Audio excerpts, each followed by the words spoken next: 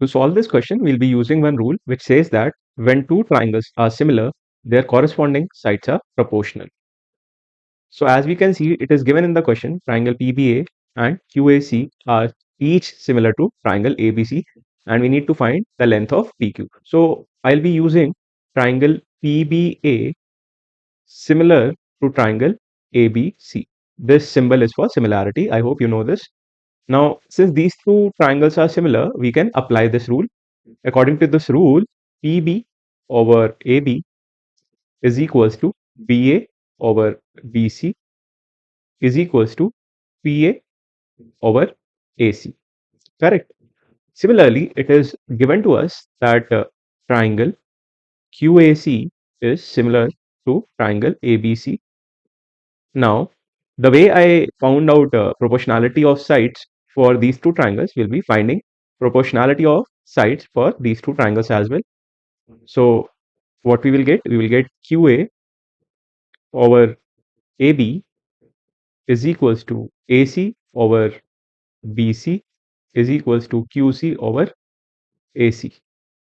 Now, I'll be using these two to find the length of PB. Let's see how. So, we don't know the length of PB. I will write it as it is. AB is 8, which is equals to BA. BA is nothing but AB. It is equals to 8 upon BC. BC is 11. So, if we solve this, we will get PB is equals to 64 upon 11.